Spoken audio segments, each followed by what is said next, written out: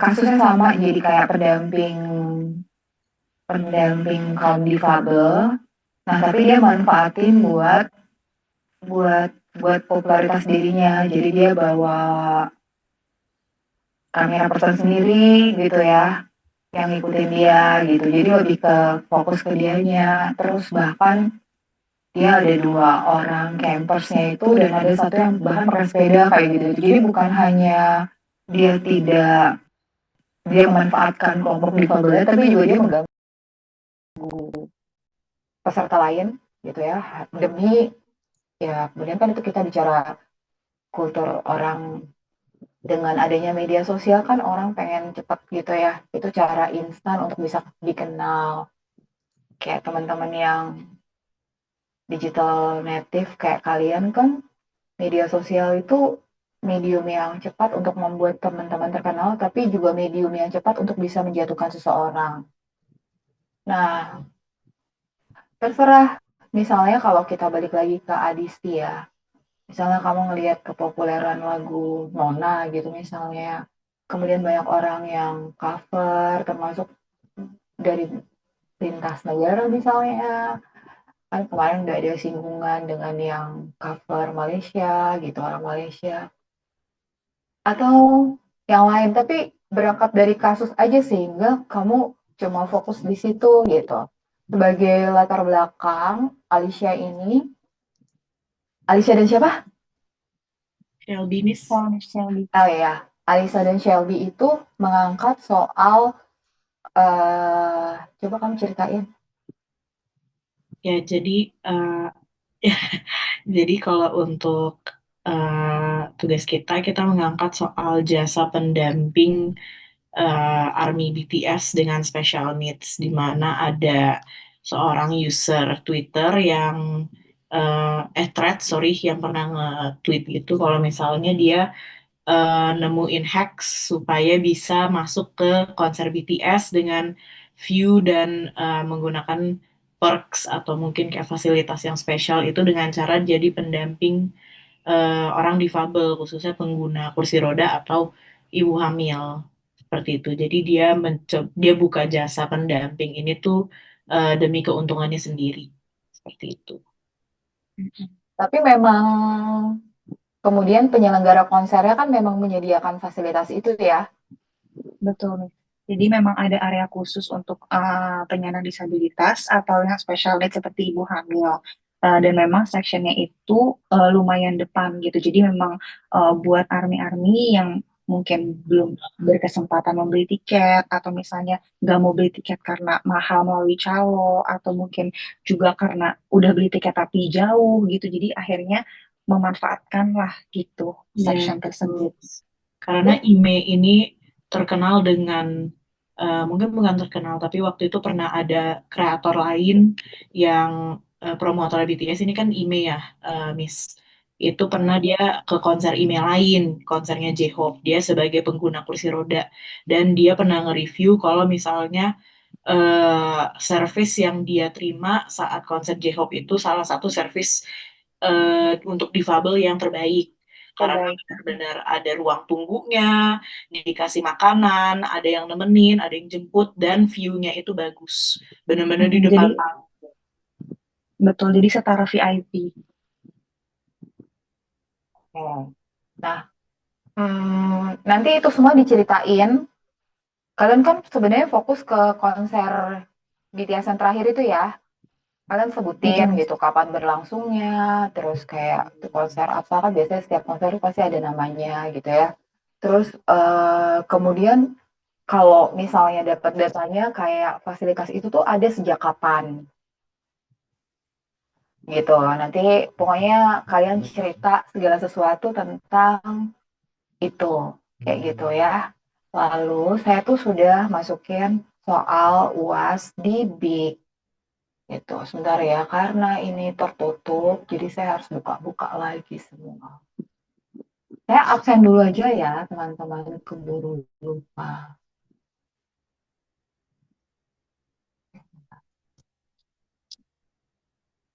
Adisti ada, Elza, itu ada nggak? Elza ada suaranya nggak Elza? Halo Miss, saya Oke, hadir Miss. Maaf tadi kayaknya baik. jaringannya lagi Iya, nggak apa-apa. Nita, Hadir, Miss. kasih. Irul, Hadir, Miss. gimana nih dia? Pasti dia belum sampai rumah. Mahesa, Hadir, halo Miss. Mahesa. Nadia ada, Rizky ada, Shelby ada, Shirley tidak masuk, dan Alicia. Oke, saya buka ya buat teman-teman ya sebentar. Ya, Anda juga bisa lihat sih, tapi saya jelasin ya. Anda bisa cek di Big teman-teman sudah bisa dibuka apa belum?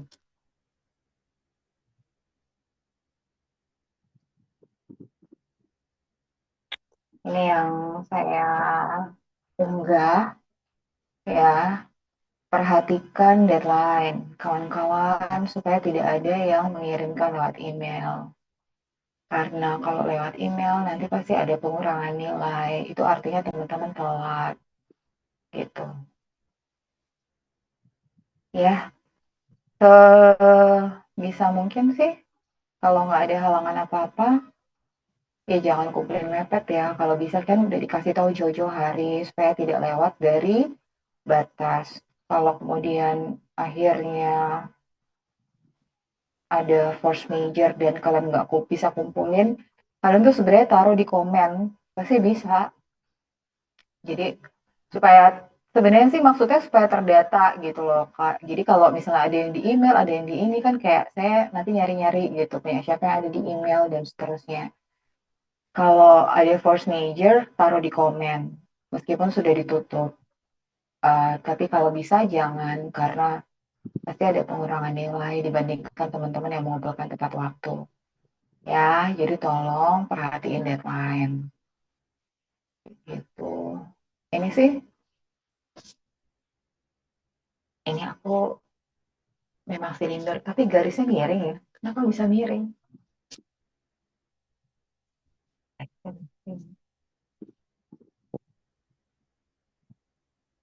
Kok bisa nih? Ya lah, ini kan sebenarnya sudah ya. Kalian kan sudah, ini kan terdiri dari dua orang. Pilih satu topik yang terkait dengan keberagaman sebenarnya. Walaupun kemudian kan ya semuanya sih terkait ya dengan keberagaman. Kemudian setiap kelompok dari teman-teman kemudian berdasarkan preferensi pribadi punya pilihan-pilihan sendiri untuk apa yang mau dibahas. Dan saya kan sebenarnya hanya mengarahkan, misalnya kalau kayak Adisti terlalu luas, nanti kamu sendiri yang repot untuk menuliskannya, menuangkannya. Kayak banyak banget yang mau kamu ceritain gitu. Karena kalau kamu kalimatnya media sosial dan tidak ada yang spesifik media sosial apa, itu artinya WhatsApp itu media sosial juga loh gitu. Ya, YouTube itu juga media sosial juga kalau kita lihat dari definisinya. Artinya kamu harus cerita semua ketika hanya menyebutkan kata media sosial. Jadi sebenarnya ketika saya ngarahin tuh maksud saya supaya teman-teman tuh nulisnya tuh fokus. Jadi ya, kemana-mana. Akhirnya nanti jadi tidak dalam. Kayak gitu. Nah, apapun yang teman-teman pilih kasusnya, kemudian coba dianalisis dengan dari atau konsep komunikasi lintas budaya. Ya, jadi sebenarnya nih, ya ini kan macam-macam ya, tidak harus selalu seperti ini, tapi misalnya kayak kan ada isu power ya, ada isu kemudian ketidaksetaraan juga dalam konteks misalnya kasusnya Alicia gitu dan juga mungkin kasus teman-teman lain kayak gitu. Soal siapa yang lebih punya kuasa misalnya dan seterusnya. Jadi pertanyaan besarnya adalah bagaimana kemudian dengan pendekatan komunikasi lintas budaya, membuat teman-teman bisa lebih memahami tantangan keberagaman di era saat ini.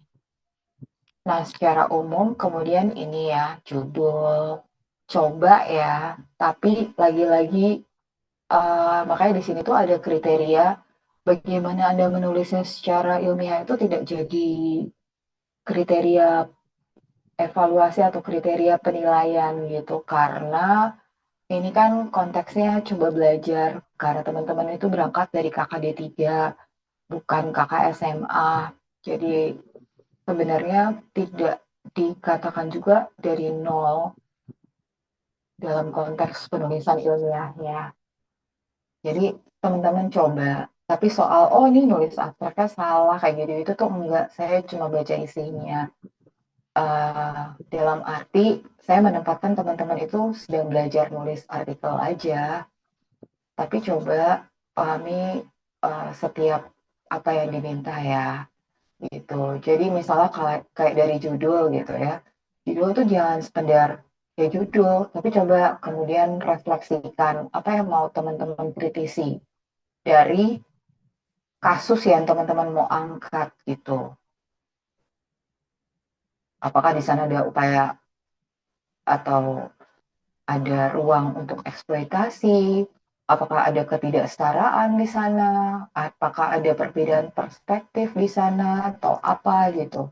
Jadi coba kemudian teman-teman analisis situasi yang ada. Kemudian di latar belakang sebenarnya kemudian teman-teman itu cerita kenapa sih topik yang teman-teman pilih itu atau studi kasus yang teman-teman pilih itu penting dan menarik buat diangkat. Misalnya, katakanlah ya, uh, kalau di dalam negeri, kan akhir pekan kemarin ada gempa di Jogja. Kalau di luar kan kemarin ada ya di Venezuela ya teman-teman ya.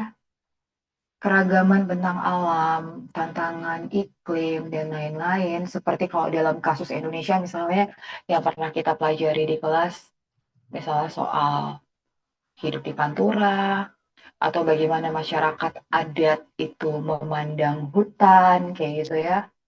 Hutan itu sebagai rumah mereka. Itu mungkin perbedaan perspektif itu menjadi pintu masuk misalnya kelompoknya Irul untuk mengangkat tema soal rumah, gitu kan. Coba cerita, kenapa itu penting? Kasih beberapa, bukan hanya data kuantitatif, tapi juga data kualitatif, seperti misalnya, yang penting ada sumber aja teman-teman ya. Makanya kan kemudian di sini tuh ada ini nih, ya. Karena kan kadang-kadang tuh waktu pas UTS ya, saya perhatiin tuh ya nggak ada yang banyak, ada yang ini, tapi kadang ada yang enggak. Terus kadang saya temuin misalnya di isinya tuh ada, tapi begitu saya cari di daftar pustakanya itu nggak dimasukin gitu. Saya tidak tahu itu kenapa bisa terjadi.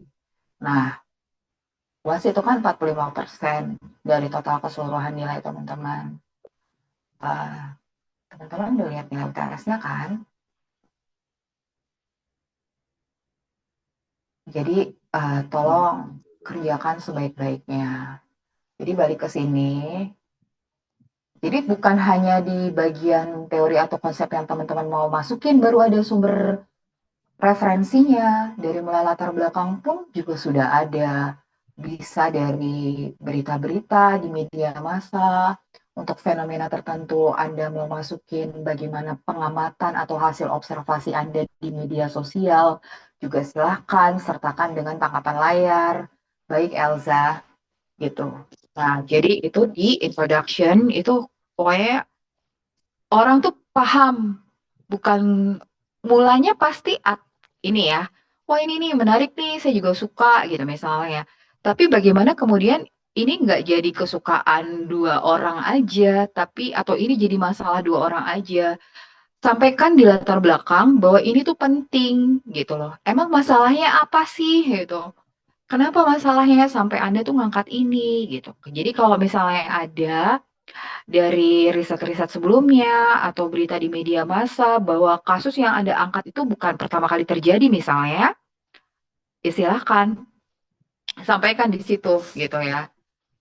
Kalau itu jadi masalah kan mestinya itu nggak jadi masalah cuma teman-teman berdua ya, itu masalah bahkan nggak cuma sekali ini aja loh gitu. Dan kemudian misalnya Anda sampaikan bahwa secara umum kelompok yang saya angkat ini misalnya mengalami diskriminasi misalnya kayak gitu. Kemudian yang bilang diskriminasi kan seharusnya kalau dalam konteks penulisan ilmiah itu harus disertakan kan dengan data. Misalnya ada data dari sumber terserah, entah itu artikel jurnal, buku, pemberitaan, laporan penelitian dari organisasi masyarakat misalnya yang intens terhadap topik yang teman-teman mau angkat, itu masukkan di situ, gitu. Ya, terus kemudian di bagian teorinya kemarin masukin, ini kan atau ya, jadi tidak harus teori, tapi juga bisa konsep. Pokoknya yang teman-teman pakai buat nganalisis itu. Nah, konsep itu bisa saja tidak satu, misalnya kayak katakanlah misalnya teman-teman mau cerita tentang TikTok. Kemudian kan teman-teman juga harus cerita, emang media sosial TikTok yang dimaksud dengan itu atau karakternya seperti apa sih? Misalnya terserah nanti disabilitas itu dilihat dari apa, tapi kemudian juga sampaikan konsep disabilitas menurut undang-undang gitu misalnya, dan seterusnya. Nah, di diskusi, disitulah kemudian Anda tuangkan itu adalah sebenarnya inti dan harus lebih banyak dibandingkan bagian-bagian lain, karena disitulah Anda tuangkan semuanya, problemnya, kemudian Anda analisis dengan teori atau konsep. Jadi ini kayak gabungan antara latar belakang dengan teorinya teman-teman. Kayak gitu. Di sini, di bagian diskusi ini, Anda juga bahkan bisa masukin lagi yang tidak disebut di latar belakang, misalnya, oh ya, ternyata katakanlah kasus atau ya kasus atau diskriminasi terhadap kelompok ini atau eksploitasi atau apapun terhadap kelompok ini atau prasangka itu masih tetap terjadi ya. Artinya kan temuan kalian berdua misalnya menguatkan apa yang sudah disampaikan oleh misalnya artikel ilmiah apa kayak gitu-gitu. Atau temuan kalian berbeda dengan misalnya, oh udah mulai ada perubahan ya, udah mulai ada perbaikan dan seterusnya. Kayak gitu ya, bisa aja, bisa berbeda, bisa sama. Yang penting kemudian ada argumennya, kayak gitu. Terus kesimpulan.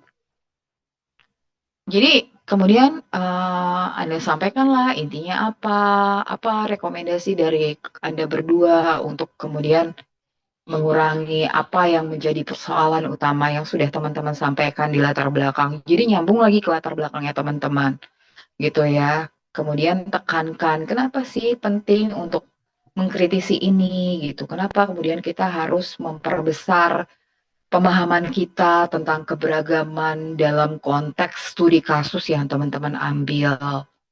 Kayak gitu. Referensi, jangan lupa ini kriterianya. Bahkan dari pemilihan studi kasus teman-teman itu sebenarnya juga ada kreditnya. Dari situ saya melihat apa keberpihakan teman-teman gitu. Keberpihakan terhadap apa? Tergantung apa yang teman-teman angkat gitu kan. Harusnya berangkat dari persoalan ya. Dari situ kemudian sebenarnya sudah mulai terlihat kekritisan kelompok kalian dari pilihan kasus yang teman-teman angkat gitu, termasuk bagaimana kalian bisa menuangkannya sampai bisa meyakinkan dalam tulisan itu bahwa ini tuh memang penting dan ini memang jadi masalah gitu. Karena ada juga yang kemudian oh ini penting tapi nggak nganggap itu jadi masalah kan juga ada gitu. Ya udah gitu. Makanya kemudian kan kita setiap tahun bisa mendengar ada orang mau berdoa kemudian digeruduk, dilarang dan seterusnya gitu kan ya. Itu kan masih terasa selalu ada di negeri ini gitu. Nah, kemudian dari pilihannya. Terus bagaimana teman-teman mengaitkannya dengan teori atau konsep yang teman-teman pilih. Dan sebenarnya kemudian juga dilihat gimana teman-teman menganalisisnya. Kenapa ini dikasih waktu yang lumayan panjang, bahkan saya sudah menyampaikannya sejak 2 pekan lalu, itu karena kemudian supaya teman-teman punya waktu yang cukup untuk mengendapkannya dan menganalisisnya. Artinya kalau selesai cepat ya nggak apa-apa, tapi jangan lupa nanti dibaca lagi ya.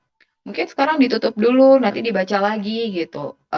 Udah selesai belum saya ceritanya, nganalisisnya?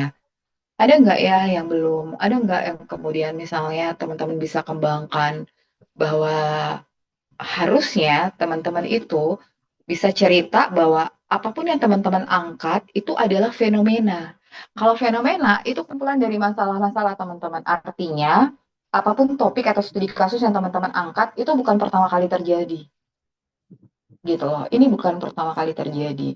Jadi ini pasti harus kuat risetnya dari mungkin artikel ilmiah atau publikasi ilmiah apapun sebelumnya dan seterusnya. Argumentasi yang teman-teman sajikan, sama saya pasti juga baca citasinya teman-teman. Saya tidak bilang ini harus apa style atau apa, terserah, tapi pokoknya tidak endnote ya. Jadi memang ada daftar pustaka.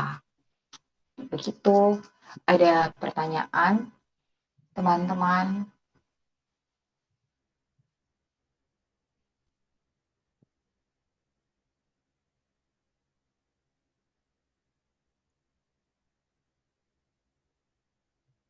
Jelas? Ada yang mau share apa kemajuan teman-teman dari yang kemarin setelah masing-masing kelompok itu dapat input dari saya? Boleh nggak cerita singkat? Kalau misalnya nggak ada yang bisa dibagikan. Mahesa, Mahesa tuh sama siapa Mahesa? Sama Irul bukan sih? Bukan ya? Tunggu, Saya catatanku sama mana? Elsa, Miss. Oh sama Elza. Bikin apa? Kalau kita udah bikin ini list pertanyaan wawancara, sama kita udah dapat orang yang bisa bantu kita ini nyambungin kita ke penari-penari laki-laki, penari Oh keraton iya. Yogyakarta. Emang kamu tinggal di mana? Itu di Depok. Oh nanti wawancaranya lewat telepon. Lewat Zoom. Oh lewat Zoom. Oke. Mhm. Eh, berapa orang yang kamu udah dapat? Eh, Kalau saya kan dari saya pribadi itu ada dua orang teman saya, cuma dua-duanya nggak berkenan diwawancara karena Oh, memang zaman dulu tuh parah banget sih ininya oh kenanya dia. meskipun dianonimkan. Iya, tetap nggak mau dia. Jadi kalau dari eh, narhubung kita, saya temannya Elza, yang kebetulan namanya Diota juga, saya kaget. Oh, Itu oh jadi, kayaknya masih uh-uh. dicari sih, Miss. Masih dicari karena Oh, sulit juga kan. Banyak yang nggak pengen diwawancara kalau anonim juga. Jadi itu untuk berapa orangnya menyusul. Cuma kita udah ada kriterianya sih, Miss. oh ya udah. Sama itu ya, Mahesa kalau misalnya nemu dari media sosial, itu juga bisa Mhm. dideskripsikan sih. Deskripsikan gimana tuh, Miss, maksudnya? Misalnya kan kadang-kadang orang-orang kayak gitu kan suka ngupload ya pas dia pertunjukan. Heeh. Kamu bisa ceritain dalam tulisan di latar belakang gitu. Walaupun misalnya katakanlah ini pro dan kontra, tapi tetap ada orang-orang yang juga tetap mau karena misalnya ya kalau di Jakarta tuh kayak orang Oke. itu kan bisa jadi macam-macam juga ya. Itu kan karena kecintaan ya, kecintaan akan seni gitu. Terus misalnya kayak aku tidak tahu apakah misalnya bisa menemukan anak sekolah. Kan ada ekskul Hmm. tari ya gitu. Bisa anak sekolah, bisa kuliah. Kalau di UI itu ada liga tari Mhm. Kebetulan kayak saya gitu. punya teman magang, Miss, itu dia sempat jadi guru ekstrakurikuler tari memang. Tapi nanti bisa tanya-tanya ke dia deh. Iya, kan pertanyaannya bisa dibuat umum ya kalau untuk anak-anak ya. Hmm. Kayak gitu, jangan sebenarnya kan ujiannya juga buat teman-teman gimana cara bertanyanya ya supaya tidak jadi menghakimi orang kan gitu. Hmm. Jadi ya lebih ke umum menggali kenapa suka gitu. Kira-kira nanti kalau dewasa masih tetap pengen nari atau enggak kayak gitu gitu lah ya. Kalau ini tergantung usianya kayak gitu. Hmm. Tapi coba dikembangkan di Depok misalnya kan ada banyak kampus gitu. Aku tidak tahu sih di tempat lain, tapi kalau misalnya di UI itu ada Liga Tari yang cukup aktif. Ini aku yang putus atau Maesa yang agak nge-freeze tadi ya? Ah ya, Miss. Sinyalnya agak jelek di sini. Tapi aku aman ya, yang lain teman-teman. Aman, Miss. Oh ya, oke. Gitu. Jadi nanti coba ya digali. Artinya teman-teman karena waktunya masih lumayan panjang, oh teman-teman tuh harus punya plan B kalau misalnya ini nggak dapet saya apa ya kayak gitu-gitu. Bahkan anak-anak gitu ya, entah di sanggar, entah sekolah, yang mungkin kan sekarang memang sudah libur ya, tapi misalnya dapatlah dari media sosial entah orang tuanya atau apa. Bahkan kalau sanggar-sanggar tuh kan kadang mengupload ya, atau bisa juga sudah punya nama di daerah gitu misalnya. Itu Kalau gimana Elza? kalau dari Sanggar sendiri, kebetulan saya kan dulu sempat menjadi penari ya, Miss. Saya ada di Sanggar Ayudhya Hmm. Pala. Nah, dari saya kurang lebih 6 tahun di Ayudhya Pala, memang untuk penari laki-laki di usia yang usia SD gitu ya, Miss, ya memang eh, sangat jarang, bahkan hampir nggak ada, Miss. Mm-mm. Hmm. Dan Tapi itu juga temuan kan? oh iya sih. Tapi ada Miss Iya. menariknya. Jadi ada salah satu sanggar lagi. Sanggar ini tuh dia berkegiatan setiap hari Minggu di Polres Depok. Dan yang mengajar tari itu adalah seorang polisi. Dan aku tuh pernah dulu ikut kelasnya. Tapi nggak tahu ya sekarang tuh masih exist atau enggak. Tapi nanti aku coba tanya salah satu teman aku yang jadi pengajar juga di sana, apakah masih beroperasi atau tidak. Karena itu menjadi temuan yang menarik sih menurut aku. Karena polisi itu kan dengan apa ya? Polisi itu kan stereotipnya adalah profesi yang maskulin gitu kan ya Miss ya, keras. Namun ternyata dia bisa menjadi guru tari itu menarik sih. Aku baru kepikiran banget sekarang pada saat tadi Miss minta tolong kami untuk cari anak-anak yang ikut ekskul tari di sekolah. Iya, atau kemudian belajar sendiri di luar gitu ya. Itu kan bahkan sekarang ya, teman-teman ya. Ada loh yang juga udah orang senior-senior gitu. Jadi itu kayak pelepasan setelah kerja. Jadi weekend itu banyak komunitas tari. Jadi sebelumnya bahkan belum pernah belajar nari. Jadi belajar narinya tuh udah pas umur 40, 50 itu ada loh. Ada gengnya. Kalau kalian rajin lihat di medsos tuh ada kayak gitu-gitu. Terus jadi kayak tempat oase baru mereka sih. Nah, ada nggak ada ya, Maesa dan Elza, itu kan bisa kalian tuliskan. Jangan lupa tulis tahunnya. Jadi misalnya kayak pengamatan teman-teman, kapan, itu di Sanggar ini misalnya 10 tahun terakhir, 5 tahun terakhir, atau inget nggak kapan terakhir punya murid laki-laki gitu misalnya. Kayak gitu. Ini mereka tuh fleksibel nggak sih? Akan selalu ada di setiap tarian atau kemudian yang memang hanya khusus di tarian-tarian tertentu atau apa kayak gitu dan tanya perspektif mereka kenapa kemudian misalnya tari itu nggak banyak murid laki-lakinya kayak gitu jadi ada nggak ada itu temuan teman-teman ya kan mau satu kek mau nol kek mau banyak kek ya intinya itu pasti bisa buat jadi bahan cerita gitu nanti jangan lupa yang minta foto-foto yang bisa buat jangan lupa itu dilampirkan ya kalau misalnya teman-teman ada wawancaranya gitu ya kalau misalnya ada kelompok-kelompok yang memang ada wawancaranya jangan lupa itu foto-fotonya dilampirkan sama transkrip sih ya gitu bisa dilampirkan atau ditaruh ya dilampirkan aja gitu Elza sama Mahesa oke ya ini sekarang aku sisir aja deh dari sebelum Elza berarti Adisti Adisti udah mulai punya bayangan belum ada yang mau ditanyain nggak. Enggak sih, Miss. Paling nanya judul teman-teman yang lain kali ya, biar aku lebih ada spesifik bayangan untuk apa yang harus aku cari gitu. Mm-mm. Dan teman-teman yang lain itu minggu lalu itu udah eh, presentasi dengan share screen. Hmm. Jadi kayak kelompokmu yang kemudian sebenarnya paling minim karena memang mungkin belum ngobrol itu ya, gitu. Nanti kalau ada apa-apa tanya ya. Baik, Miss. Iya. Nita, Nita sama siapa Nita? Sama Nadia, Miss. Oke, apa nih? Apa nih? Apanya? Apa yang kamu angkat?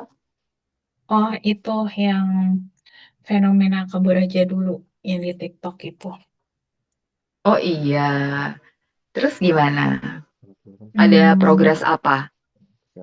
saya sama Nadia ada bingung sedikit sih, Miss. Jadinya kita tuh mau pakai apa? G-form atau emang interview aja. Karena kan kalau G-form itu kan biasanya kalau kita belajar kuantitatif itu kan kayak dari teori terus di breakdown dulu ke indikator terus baru kita bisa bikin pertanyaannya kan. Jatuhnya nih kayak papernya tuh mengarahnya ke kuanti atau kuali itu sih. Oke, Atau kalau emang pakai bentuknya kuesioner apa bisa tetap dibikin modelnya kayak kuali gitu. oke. Nah, sebenarnya Nit, ini tuh Nita dan Nadia itu balik lagi ke tujuan. Tujuan kalian apa? Kalau kuanti kan nggak bisa dalam, Cuma ya nggak? based on data-data aja. Kuanti kan kalian nggak bisa wawancara gitu. Kamu cuma dapat data secara umum, ya kan? Kalau Anda pengen menggali why, how, gitu kan ya, itu harus dengan kualitatif, dengan wawancara.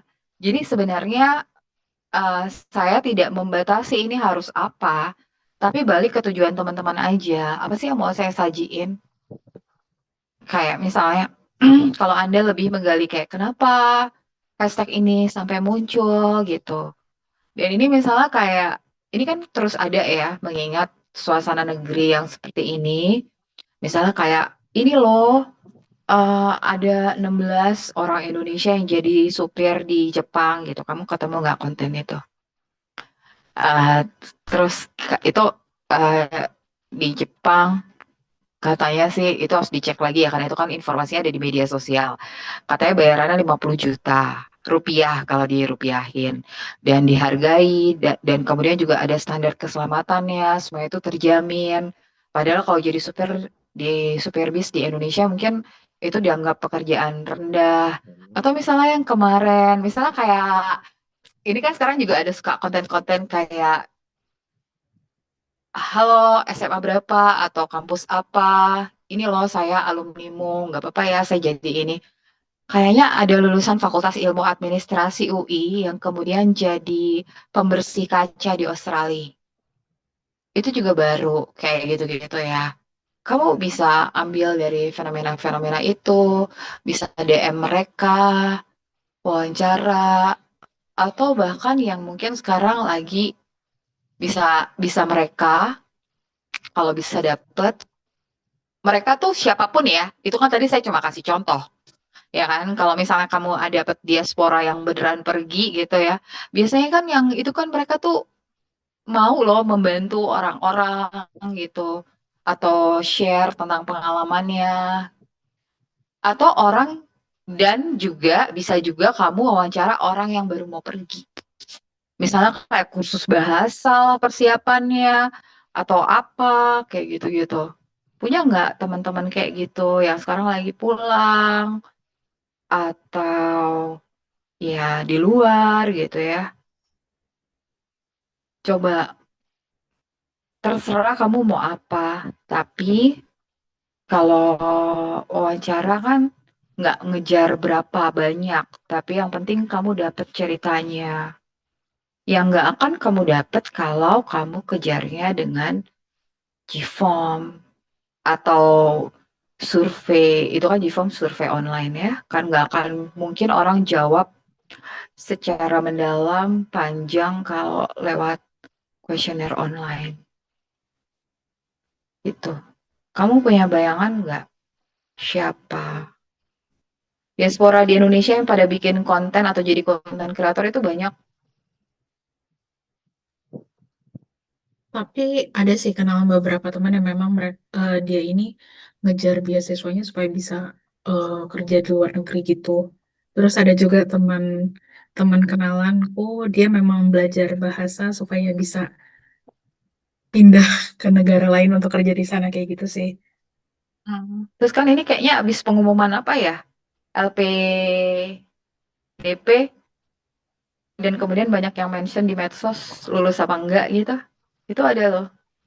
Terus biasanya lulus tuh kadang suka berbagi tips and trick gimana caranya biar bisa lolos dan seterusnya. Ada cerita misalnya nyoba berapa kali dan seterusnya. Banyak kamu bisa ngakalin dari tulisanmu gitu ya. Kamu coba nembus wawancara gitu ya, nih sama Nadia. Terus juga dalam tanda kutip ngakalinnya itu dengan kemudian menceritakan informasi, menuliskan informasi yang mereka bagikan di media sosial mereka.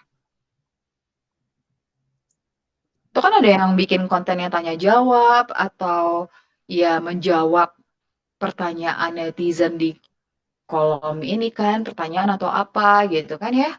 Itu bisa kamu tulis gitu. Yang penting ini sebenarnya ketekunan untuk nulis sih. Jadi kan tadi saya sempat waktu pas saya ceritain bedah soalnya kan saya bilang pengamatannya teman-teman di media sosial juga bisa teman-teman tuliskan, kasih tangkapan layar. Ini loh ada dia dulu kerja jadi pramugari, sekarang ngapain dan seterusnya. Gitu-gitu. Ada yang dan seterusnya deh. Banyak itu cerita-cerita kayak gitu. Ya. Dan mereka kamu random aja kamu DM gitu kayaknya masukin. Wah, atau direspon. Direspon nggak direspon, tulis. Itu temuan. Itu bagian dari upaya kamu untuk kalian sudah berupaya untuk mengejar. Jadi misalnya sertakan bukti tangkapan layar, misalnya apa kalian udah berusaha DM, dibalas nggak dibalas ya itu upaya. Kalau misalnya kayak Elza dan sama Mahesa, misalnya katakanlah, ya kalau bisa nggak semuanya wawancara online dalam konteksnya Elza sama Mahesa, jangan lupa foto misalnya waktu suasana mereka latihan gitu ya. Sekarang tuh RPTRA tuh juga kalau misalnya konteksnya Jakarta atau Jabodetabek, kalau ada RPTRA atau kayak ya misalnya ruang terbuka hijau, itu kan kadang dimanfaatkan juga untuk latihan nari ya. Mungkin sanggar-sanggar yang memang tidak punya atau inisiatif-inisiatif dari perorangan yang nggak punya model tempat terus bisa memanfaatkan ruang terbuka hijau itu juga nggak apa-apa. Kalau di Jakarta itu di beberapa RPTRA itu kadang suka ada. Jadi kayak coba-coba cari-cari informasinya di media sosial atau yang lain gitu. Ya, oke Nita, aman ya berarti ya. Makasih. Iro, rumah gimana Masih, Ro? Miss. Iya, Iro, rumah aman Iro. Siapa yang berpartner sama Iro? Kayaknya bukan Rizky deh. Rizky Saya emang. Miss, saya. Oh iya bener ya. Gimana Rizky? Jadi kan kemarin itu pertama tuh tentang fokus Miss. Miss Anas kemarin bilang kalau misal penggunaan istilah itu harus konsisten. Misal bilang Gen Z terus, jangan generasi muda. Terus ini udah diperbaiki kemarin sama Mas Iro dan saya. Terus perbanyak data dari berita. Karena kemarin kita kan sumbernya bisa dibilang kebanyakan dari penelitian ya Miss ya.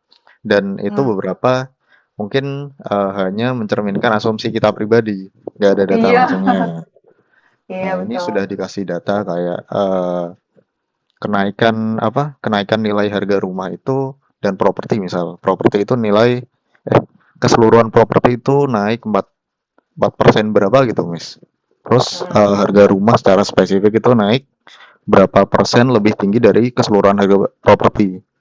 Terus ada lagi itu faktor-faktor yang mempengaruhi Gen Z, misal kenapa sekarang susah untuk menjangkau perumahan, mungkin dari kayak kalau sekarang itu di Gen Z prefer untuk mempunyai rumah di pusat kota biasanya. Sedangkan kayak aset-aset yang di pusat kota itu kebanyakan ungkapan dari kalau nggak salah itu pemilik salah satu developer itu bilang kalau ketersediaan unit di tengah kota itu sedikit dan kalau mesti ada itu biasanya mahal. Itu sudah ada datanya. Mungkin selanjutnya dari Mas Irul juga, Miss. Hmm.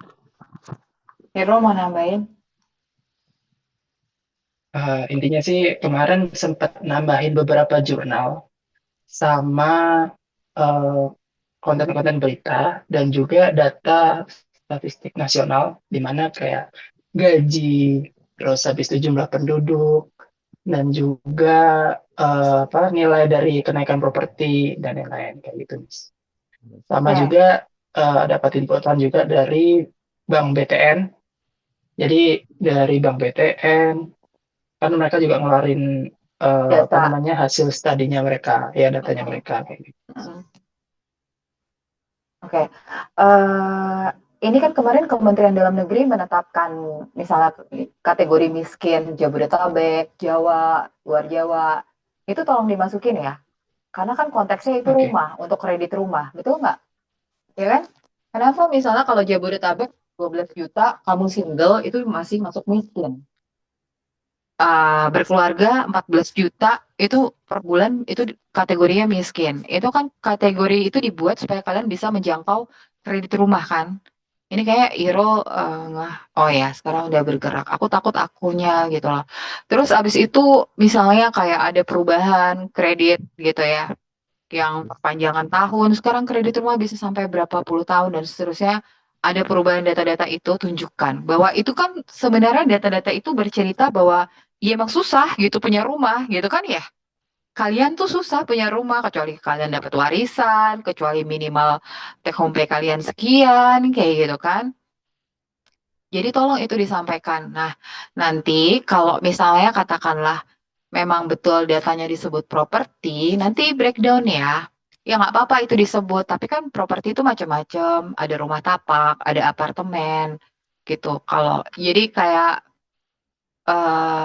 jangan lupa diceritain, karena tuh kan di dalam kategori properti itu ada beberapa, ya kan? Apartemen aja ada kelasnya, ya kan, teman-teman ya. Jadi kayak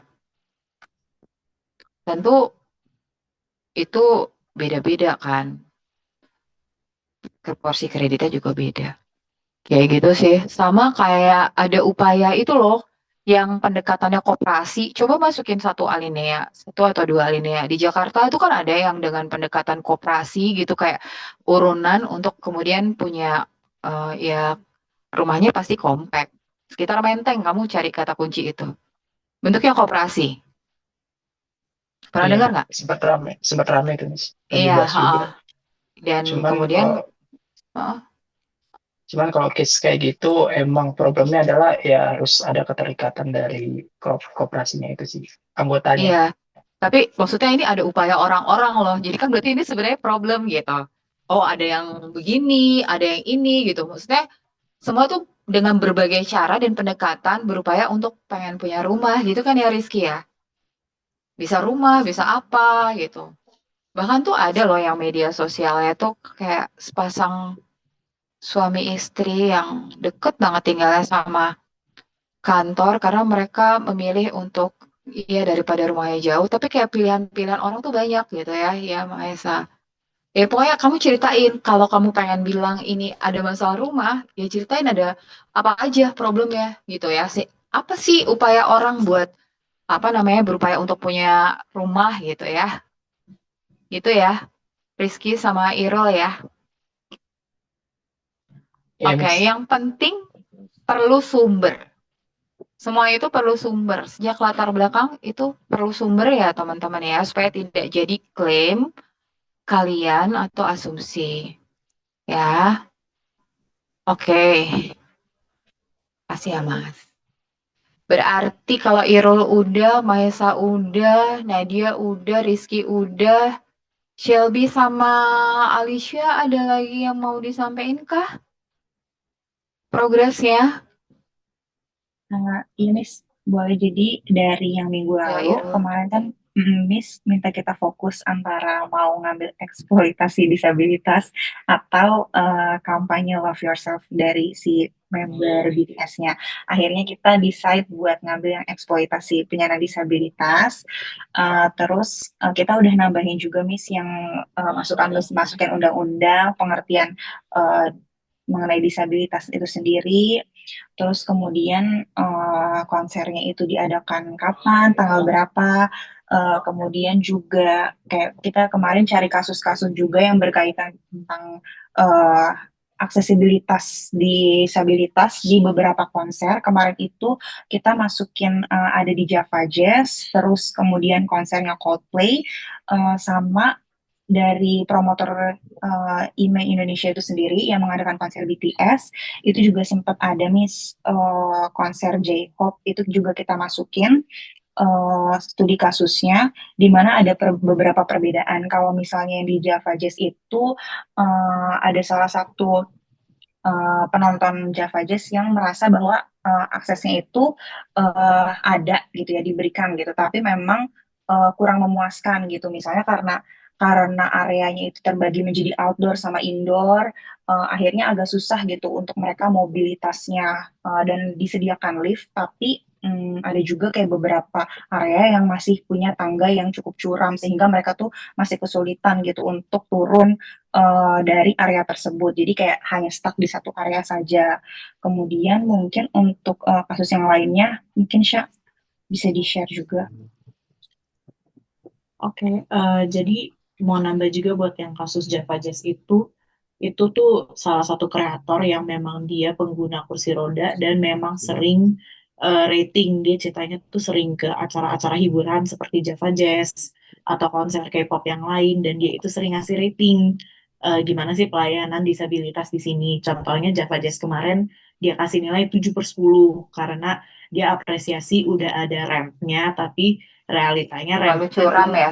ya tidak membantu. Liftnya pun katanya masih bahaya. Jadi dia sendiri tuh bilang kayak sebenarnya ini liftnya tuh dipasang, mereka tesnya sih pakai orang beneran pakai kursi roda karena rasanya kok kayak kayak nggak aman gitu, curam banget, terus kayak dia jadinya nggak nyaman gitu untuk pakai lift itu tersendiri gitu. Itu untuk yang kasus Java Jazz ya Miss. Kalau misalnya yang J-Hope itu justru sebenarnya pengalaman positif. Tadi aku cerita sedikit, dia itu ada kreator lain, dia namanya Carlina, dia benar-benar ditemenin sepanjang konser, ada ruang tunggu khusus, ada titik jemput, jadi dia udah kontak duluan sama promoter, terus promoternya bilang kita ketemuan di sini, benar-benar ditemenin sepanjang acara, dan view-nya bagus, ada tempat istirahat yang sangat layak dan sangat sesuai untuk kebutuhannya gitu. Jadi dia cerita kalau misalnya fasilitas yang disediain sama IME itu promotornya itu one of the best lah, pengalaman dia sebagai penyandang disabilitas yang suka nonton konser. Dan yang terakhir itu konser Coldplay, ini sebenarnya kasus yang sempat viral juga, Miss. Ini berhubungan dengan eksploitasi disabilitas sih. Jadi ada cowok namanya Tirta. Dia itu pengguna kursi roda, tapi sebenarnya masih bisa pakai tongkat.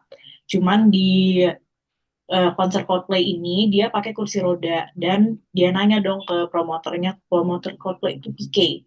Dia nanya ke PK kalau misalnya saya sebagai pengguna kursi roda, persiapan apa yang perlu saya bawa dan perlu saya siapkan supaya bisa nanti nonton dengan nyaman.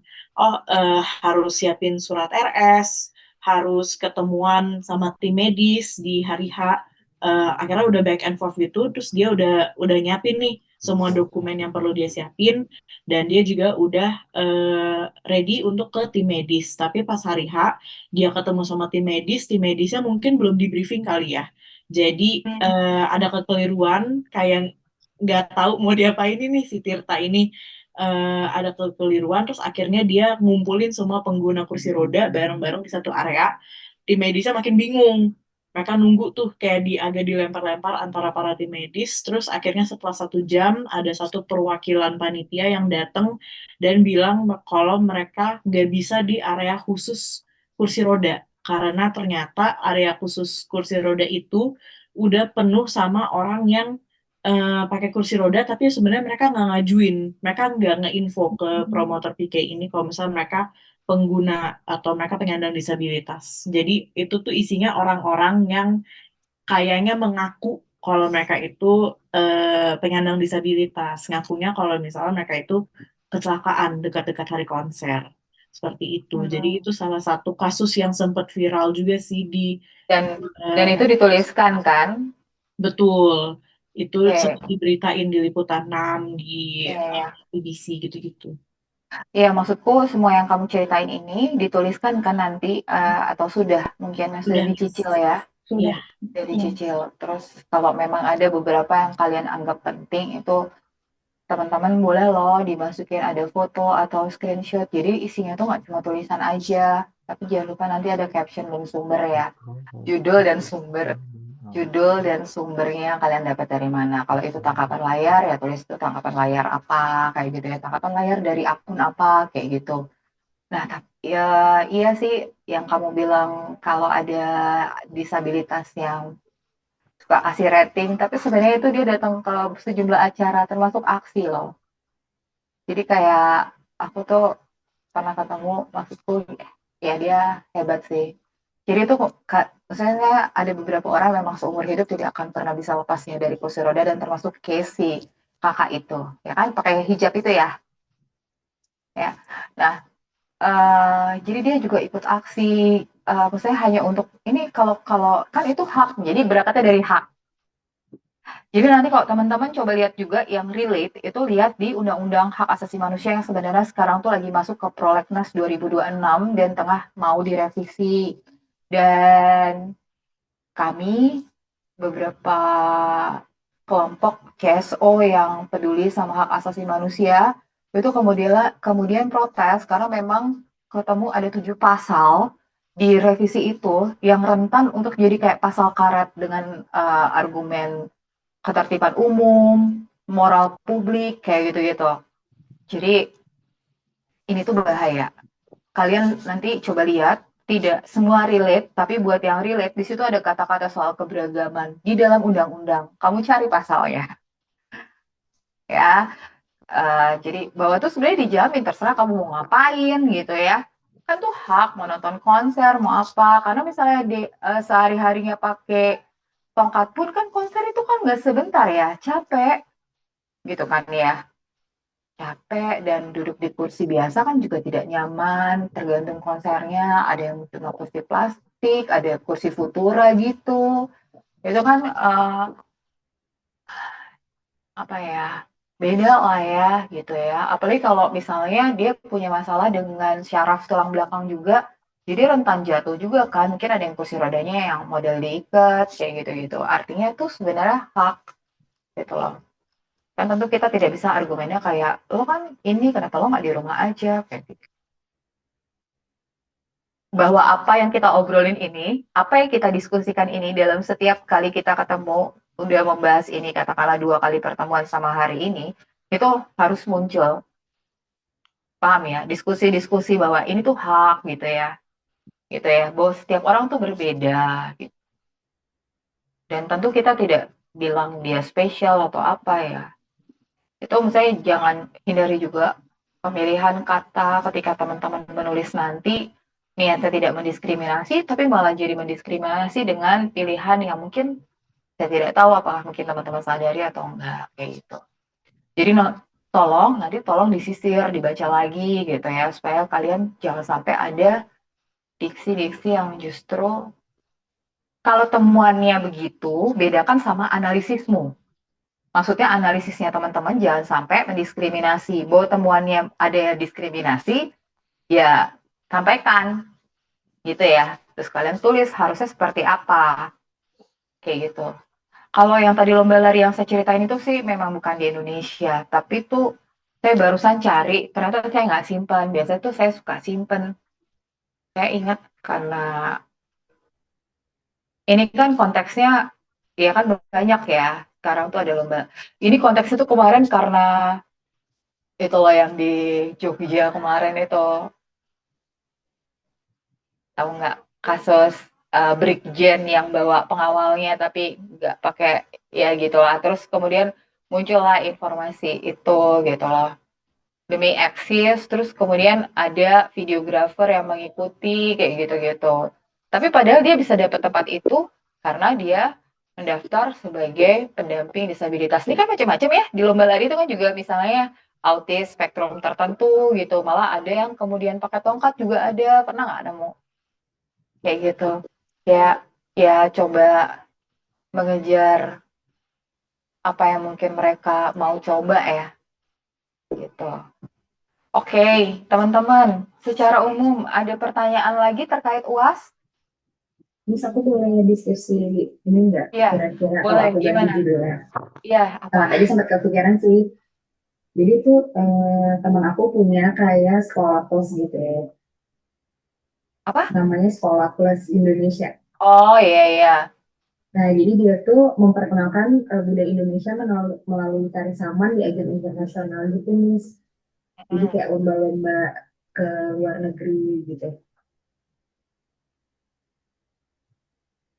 Terus? Kalau mengangkat eh, itu gimana, Miss? Ini teman-teman semua berangkatnya dari masalah Adisti. Oh, masalah. Oke, oke. Jadi ya, misalnya kan tadi yang barusan selesai ini kan Talita ya. Kadang aku manggil Alicia, kadang Talita, maaf ya. Jadi ini soal disabilitas yang mau nonton konser gitu. Terus kemudian ada yang memanfaatkan kayak gitu kan. Irul tuh bicara tentang persepsi keragaman persepsi kita soal rumah gitu ya. Ini kan ada problem gitu ya. Yang disebut rumah tuh apa gitu ya. Kan kadang nggak selalu loh rumah tapak gitu. Kadang ada yang ini kayak gitu-gitu. Dan kemudian juga makanya kan tadi berangkat dari persoalan generasi teman-teman tuh makin susah loh punya rumah gitu ya. Terus kalau kelompoknya Mahesa sama Elza itu ngangkat soal penari atau laki-laki penari. Laki-laki penari. Nanti tulisannya laki-laki penari ya, Mahesa, bukan penari laki-laki. Sebenarnya yang benar tuh bahasa Indonesia laki-laki ya jadi penari, jadi laki-laki penari. Jadi bukan politisi perempuan sebenarnya, tapi perempuan politisi. Ini kan sebenarnya banyak yang salah. Cuma kan karena ini penulisan ilmiah, jadi coba tulis yang benar ya. Nah, itu kan kerap didiskriminasi ya. Kenapa laki-laki kok nari gitu loh ya. Nanti kemayu atau apa. Kayak gitu-gitu. Adisti. Terus kalau misalnya Nita tuh sebenarnya cerita tentang ya kelompok WNI yang pengen lari keluar. Ini kan juga menimbulkan pro kontra gitu ya. Pengecut atau misalnya ada masalah lari, nggak cinta negeri atau apalah kayak gitu-gitu ya. Ada kontroversi, ada persoalan, ada isu yang diangkat gitu. Jadi kalau kita konteksnya penulisan ilmiah, itu pasti berangkat dari masalah. Jadi coba Adisti cari dulu problemnya apa. Misalnya ya, waktu pas kamu nggak masuk kan berarti kamu tuh sebenarnya udah 2 kali nggak masuk. Dari ada satu pekan sebelum melahirkan, minggu lalu itu melahirkan, terus baru kita ketemu sekarang. Misalnya waktu pas awal ini dikasih, misalnya saya kasih ilustrasi katakanlah gini, tahu nggak kemarin Baskara Hindia konser apa? Festival apa? Jadi ada festival, terus kemudian kamera personnya itu menyorot handphone salah satu apa sih namanya penonton gitu ya yang apa ya pokoknya intinya Boti itu inilah apa ya pokoknya saya lupa kata-kata persisnya tapi intinya tidak ada tempat lah buat Boti gitu. Nah itu kan rame ya di medsos karena ditangkap sama si kamera personnya nggak ada nih tak nggak ada ketentuan narasumbernya berapa kalau kamu bisa maaf ya tiba-tiba Adisti lompat karena Nita nulis di kolom chat soal berapa ketentuan narasumber teman-teman tidak ada sebisa yang teman-teman bisa sajikan. Nanti kamu ngakalinnya kalau ternyata dapat wawancara langsungnya sedikit teman-teman semua, coba tolong deskripsikan juga bagaimana fenomena ini muncul di media sosial. Kan teman-teman bisa deskripsi ini tuh. Ya kan? Nah, sekarang balik ke Adisti misalnya. Sekarang kan kalau teman-teman sebenarnya ya, Boti itu Oh, apa? Jangan apa? Oh, ada tulisan gimana nih? Orang megang HP, tulisannya jadi apapun asal jangan jadi boti. Atau misalnya kayak kemarin juga ada foto perempuan muda di kereta mangku bayi, terus dia bilang apa ya? Kira-kira kalimatnya adalah ini namanya punya anak atau apa gitu buat kaum boti. Ini loh yang namanya punya anak, kayak gitu-gitu lah ya. Eh, tapi sebenarnya kata boti itu tuh lagi meningkat loh di X gitu ya, di Threads gitu lagi banyak gitu loh. Macam-macam. Itu kan problem ya, teman-teman ya. Kamu lihat aja berangkat dari mana? Dari Undang-Undang Dasar 45, dari Undang-Undang HAM. Semuanya itu menghormati atau misalnya kayak waktu itu saya juga kasih contoh misalnya SUMA. Sampai mahasiswa, SUMA kan suara mahasiswa, pers mahasiswa yang ada di UI. Di bulan Juni kemarin itu kan menanggapi apa yang terjadi di Politeknik Negeri Jakarta juga, selain itu memang bulan Month Pride itu, uh, mereka menyerukan untuk menghargai keberagaman. Tolong bedakan antara mendukung, menyetujui, sama kamu menghargai perbedaan. Artinya menghargai perbedaan itu kan bukan berarti kamu sepakat dengan apa yang mereka lakukan. Paham ya, teman-teman ya? Di komunikasi lintas budaya, teman-teman itu kan misalnya dari agama yang saya percaya, misalnya kayak gitu ya. Misalnya Dita, Talita, atau teman-teman yang lain beranggapan ini sebenarnya nggak benar. Tapi dalam konteks kita agama itu urusannya sama yang di atas, paham ya? Ketika kita berelasi dengan sesama manusia, kita dengan misalnya ya jangan pakai agama dong buat berelasi sama sesama manusia. Berarti kita tinggal di mana di Indonesia. Oke, peraturan undang-undangnya gimana, hukumnya gimana. Kan kemudian kalau kita bicara menurut undang-undang, kan seperti itu yang sebenarnya seharusnya. Gitu teman-teman. Kita boleh tidak sepakat dengan apa yang dia lakukan, tapi jangan sampai kita mendiskriminasi orang lain. Misalnya kayak gitu. Contoh ya, itu kan mahasiswa UI itu sampai didoxing loh.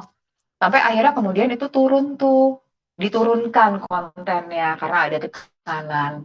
Jadi kan dia dapat persekusi gara-gara itu. Terus belum lagi seperti yang kita bilang ya, seperti yang pernah kita diskusiin, gimana coba masa depannya mahasiswa yang kemudian di dalam media tuh ada hak privat. Identitas pribadi itu termasuk privacy gitu. Yang kecuali mereka pejabat publik, paham nggak? Ini kan mereka bukan pejabat publik, jadi harusnya tuh identitas pribadi tuh nggak perlu diumbar. Kasihan orang tuanya juga, gitu-gitu. Waktu di karena itu live juga pada saat situasi orang tuanya tuh memukul anaknya kan justru teriakan-teriakan dari orang-orang yang ada di situ kan kayak, iya Pak, terusin Pak, nanti di rumah lanjutin ya, gitu-gitu. Itu kan ada kalimat-kalimat kayak gitu. Kita tuh menghakimi sesama.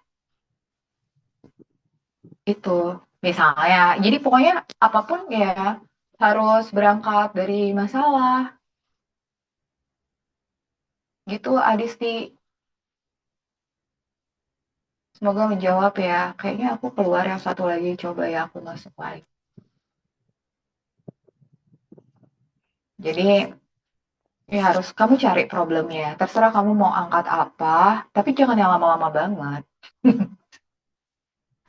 Makanya apapun tuh harus dicari relevansinya apa. Makanya tadi saya titip sama kelompoknya Irul, kategori baru dari Kementerian Dalam Negeri masukin. Kenapa ada itu? Kan problemnya biar mereka bisa mengakses kredit rumah, gitu ya. Apa sih singkatannya FLPP gitu ya? Fasilitas apa sih itu? Ya gitu. Jadi ya kayak ceritain. Bentar ya. Nanti coba pelan-pelan ya, sambil kamu cari gitu ya, Adisti ya. Tapi harus segera, karena teman-teman kan harus dicicil ya, biar nggak numpuk gitu kan. Ini 71 ya.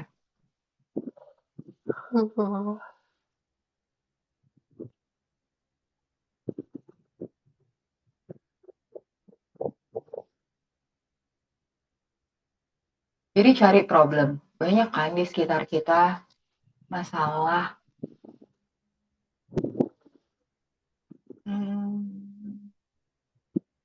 Maaf, yang penting aku berbagi layar dulu. Terus ke sini, terus ke sini. Ini yang tadi aku omongin teman-teman. Untuk ngasih contoh ke Diste. Baskara itu lulusan komunikasi UI deh kalau nggak salah. Tapi ini kan sebenarnya harus kita lurusin ya. Konteksnya adalah, ini kan dia marah nih. Jadi pokoknya dia merasa kecolongan lah. Karena kan sebenarnya kalau campersnya begitu, terus itu muncul di giant screen gitu ya. Itu kan sebenarnya dia punya ketidaksukaan pribadi. Dia Shelby. Si campers ya, sama program direkturnya gitu loh. Kenapa itu bisa lolos? Kalau campers dan program direkturnya itu punya perspektif yang misalnya menghargai keberagaman, itu nggak akan diambil. Kayak gitu. Kalau Baskara marah, kan bukan mendukung LGBT, ini soal menghargai orang sebagai manusia. Dan itu diatur oleh undang-undang. Kalian tahu Sawitri nggak? Sawitri, model di Eropa. Dia punya medsos. Alicia tahu nggak? Karena kadang-kadang Alicia yang lagi in dia tahu. Sawitri. Belum pernah dengar lagi, Miss. Belum pernah denger lagi. Coba kita cari ya di medsos ya. Namanya Model yang dari Indonesia itu bukan sih, Miss? Iya, orang Bali. Tahu Elza? Namanya apa? Bener nggak namanya Sawitri? Iya, cari aja Sawitri di Instagram, teman-teman. Yang tadinya dibully ya, Miss? Iya, betul. Karena apa? Karena hitam, karena Karena hitam, tinggi. iya. Ya kan? Karena dia Karena beda berbeda. standar kecantikannya gitu ya. Iya. Masalah kan? Sekarang dia bisa membalik itu. Sekarang dia lagi nerbitin buku. Bukunya lagi terbit. Udah begini aja masih dapat bulian kok. Coba lihat komen-komen orang ya, kayak gitu aja bangga. Ya kan susah ya menembus, ya kan? Terus masih misalnya kayak kalimat-kalimat buat diaspora kita yang ada di luar dan kebetulan dia menikah juga sama orang asing gitu ya, menikah dengan bule.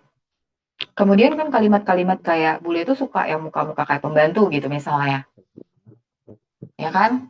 Itu tuh masih ada loh gitu, teman-teman. Kan itu tuh stigma. Ini kalimatnya I'm enough. Atau misalnya yang lagi nih, aku nggak tahu Adisti masih dengerin atau enggak. Misalnya lagi teman-teman katakanlah penyiksaan siapa namanya? Yofi yang di Bandung, yang di kabupaten situ kan Raja Eke ya. Banyak sekali komen yang menanyakan kayak salahnya tinggal bersama. Kenapa nggak coba kabur? Kenapa nggak teriak? Teman-teman, kalian tidak pernah ada dalam situasi itu, sehingga mungkin kalian tidak tahu. Biasanya pelaku-pelaku kayak gini tuh justru manis pasti di awal, nggak tahu gimana cara memanipulasi korbannya, atau sekali masuk dia udah langsung nggak bisa keluar gitu ya, atau dia mungkin memang pernah dibius gitu kan kita nggak pernah tahu. 2 bulan setelah ini kan ya, maksudnya kayak apakah ada konsen untuk tinggal bersama, atau misalnya. Tapi apapun ya kemudian faktanya, tidak ada yang bisa membenarkan kemudian dia boleh sah diperlakukan seburuk itu. Itu di luar batas kemanusiaan. Ya kan? Itu kan menunjukkan orang-orang tuh bias gitu. Cenderung menyalahkan korban. Korban perempuan gitu ya. Udah jelas-jelas inilah pelaku gitu loh ya. Kemudian selalu aja yang disalahin tetap korban. Gue baca komen-komennya itu. Atau misalnya contoh kayak Sawitri. Ada beberapa kasus seperti Sawitri yang kemudian bisa jadi influencer. untuk bisa mendorong orang-orang yang pernah mengalami perundungan seperti dirinya, kemudian bisa mengubah. Kan itu juga masalah kan? Kenapa sih cantik itu harus kayak gini gitu? Yang bedah plastik sih banyak, tapi siapa namanya ya? Zaz, Zaza, Zi, atau pokoknya dulu pemain sinetron anak, sekarang sih udah dewasa, rambutnya keriting, hitam, aku lupa namanya, tapi dia eh memang beda plastik, tapi dia tidak mengubah apa ya, mungkin tulangnya, strukturnya, rambutnya tetap kriwil-kriwil, kayak gitu-gitu. Kan kalian tahu, ini ya, ini kan ada problem nih di art joke sejak malam pembukaan ya, teman-teman ya. Terus ada kayak gini, nih, iya Zaza Utari, iya Nita, makasih ya, kayak gitu loh. Maksudnya dia nggak berusaha bikin kulit dia jadi putih, dia nggak berusaha ngelurusin rambutnya juga gitu loh. Makanya kemudian kan publik nerima ya gitu. Coba cari deh kayak gitu-gitu. Kayak banyak. Oh ini ada juga nih, aku lupa. Aduh, bener-bener nggak keinget namanya siapa, tapi sebenarnya sih mungkin dia model di Indonesia. Gelap. Kalau sekarang sih terakhir berponi, rambut panjang, tapi dia jadi kayak salah satu kampanyenya dia adalah ya nggak apa-apa loh berkulit sawo matang gitu. Itu ada tuh, dia masih tinggal di Indonesia. Aku lupa namanya siapa. Jadi misalnya dia suka bikin konten sama anak-anak kayak gitu, kayak nanya menurut kamu cantik tuh apa kayak gitu. Dan terus rata-rata tuh gak nyebutin dirinya, tapi ada ini lain kayak gitu. Ini contoh ya, misalnya kayak bayangin tidak ada komputi di Indonesia kayak gitu-gitu ya. Itu ada kayak gini, misalnya orang suka nempelin apa harapanmu kayak gitu-gitu ya. Terus apa lagi sih yang aku tulis?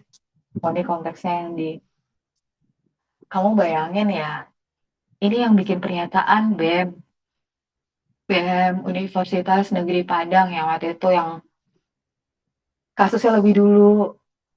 Nah ini kan ada peluang sebenarnya di Undang-Undang Hak Asasi Manusia, peluang untuk bisa mempersekusi eh, kelompok-kelompok minoritas lewat membolehkan aturan-aturan lokal. Jadi aturan-aturan per daerah kayak gitu. Itu pintu masuknya bisa dari situ. Karena ini kan di Sumatera Barat ada peraturan daerahnya terkait ini. Itu sih yang sebenarnya sedang diperjuangkan oleh teman-teman kelompok pegiat hak asasi manusia kayak gitu. Semoga ada gambaran ya. Kan itu juga masalah. Persepsi cantik itu kan dibentuk oleh budaya, teman-teman. Ya kan? Kalau yang cantik itu menurut kelompok budaya tertentu yang kakinya pendek, sehingga kemudian dipakein sepatu yang ngepas, cenderung kekecilan, sampai kayak gitu. Ada suku tertentu yang cantik kalau dia lehernya jenjang, sehingga kemudian dipakein gelang-gelang, dan seterusnya. Gitu. Jadi kayak itu pun juga masalah. Ya, jadi pokoknya berangkat dari masalah dan pastikan itu tertulis di dalam latar belakangnya teman-teman. Oke. Lalu kalau teman-teman lihat di Big, ya sudah pada buka Big, kelihatan nggak sih? Maksudnya UAS-nya itu, soal UAS-nya udah kelihatan? Udah. Kalian lihat di pertemuan ke-13, yaitu hari ini, saya masukin juga. Waktu itu kan kalian sudah nonton yang saya bilang sama teman-teman, kita nggak jadi kelas pengganti karena saya pernah janji kalau kalian nonton itu setara dengan satu pertemuan, ya. Jadi sekarang, waktu itu kan kemudian saya merem aja, saya absenin dulu semua masuk. Tapi kan nanti saya bisa ubah kalau memang ada yang nggak nonton, ya. Jadi di sini sebenarnya setara dengan nilai ada absen dan nilai tugas. Ini adalah tugas terakhir teman-teman. Refleksi, saya nggak minta sinopsis pesta babi. Saya minta refleksi Anda menonton film itu yang bercerita tentang bagaimana perjuangan kelompok masyarakat adat untuk mempertahankan wilayah dan budayanya. Itu angle-nya, ya. Dan sebenarnya dari film dan berbagai perkembangan setelah itu, Anda juga belajar sebagai orang komunikasi, Anda harus memikirkan di PIK kan sebenarnya waktu pas D3 kalau dari latar belakang ilmu komunikasi, aku nggak tahu di sini kalian dapat lagi atau enggak ya. Kalian tuh kalau di PIK pengantar ilmu komunikasi itu ada aksioma komunikasi. Komunikasi tidak bisa ditarik kembali. Walau itu dihapus, tidak pernah benar-benar terhapus. Jadi artinya belajar dari situ sebelum berkomunikasi, baik itu tulisan-tulisan lewat produk audiovisual atau hanya audio, pikirkan betul dampaknya sebelum memproduksi. Tujuan kalian bikin ini apa? Oh, saya pengen menyadarkan, menggugah kesadaran, pengen mengajak orang kritis, berpikir soal ini masih banyak loh orang yang memanfaatkan orang lain. Karena jangan sampai juga ya, teman-teman ya, misalnya konteksnya Talita, oh saya bersyukur, jangan sampai Anda bisa bersyukur karena melihat kelemahan orang. Masa kamu bersyukur dengan kamu membandingkan? Oh, saya bersyukur karena saya tidak autoimun gitu ya. Autoimun kan juga termasuk disabilitas ya, gitu ya. Karena misalnya mereka nggak kuat berdiri, mungkin ada yang kena sendi-sendinya jadi udah mulai kaku gitu. Oh, saya bersyukur sehingga saya bisa menolong teman-teman yang tidak beruntung. Itu jangan pakai diksi-diksi itu, gitu. Jangan sampai Anda baru bisa bersyukur karena kemudian Anda ngelihat ada orang yang misalnya Anda anggap kurang. Jangan kayak gitu. Nah, jadi teman-teman balik ke film itu sebenarnya pelajarannya apa? Perlindungan narasumber yang kurang dihitung. Gitu. Artinya harusnya kan teman-teman pembuat film itu melindungi Mama Yasinta atau ini kan banyak nih kolaboratornya ya, termasuk LBH sana. Itu harus ada tuh yang ngejagain. Jadi kayak kamu mengkalkulasi sebelum membuatnya. Apapun ya, nanti kalau teman-teman kerja di industri yang ya sekarang kan sebagian teman-teman juga sudah bekerja, benar-benar memikirkan kalau saya bikin ini dampaknya apa ya, kalau saya bikin ini jangan sampai kamu baru minta maaf atau apa setelah itu. Baru mikir, oh, dan seterusnya. Kayak gitu sih. Oke, jadi perhatiin deadline. Perhatiin deadline.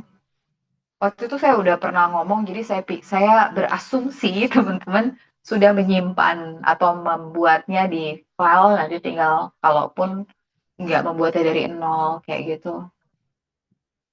Dan saya berasumsi teman-teman sudah menonton, kalaupun belum bikin refleksinya tinggal bikin.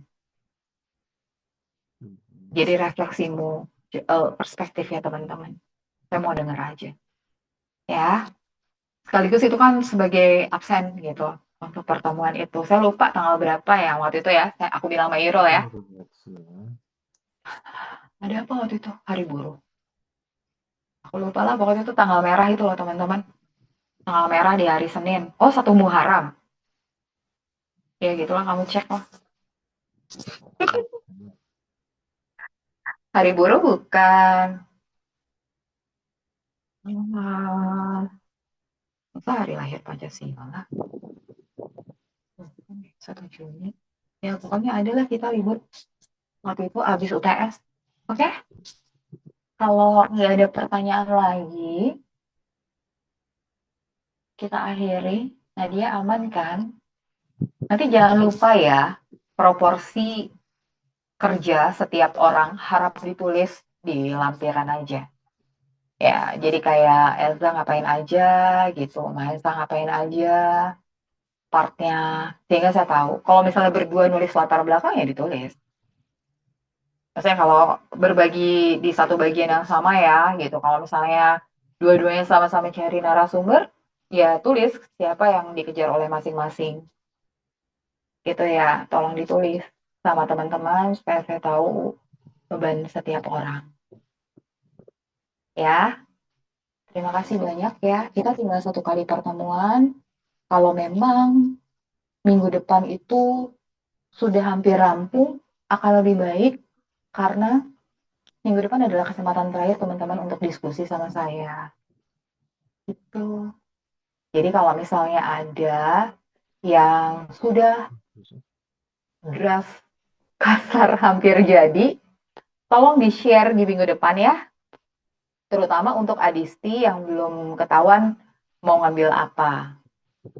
Gitu. Jadi minggu depan sudah pasti harus presentasi ya Adisti ya. Baik, Miss.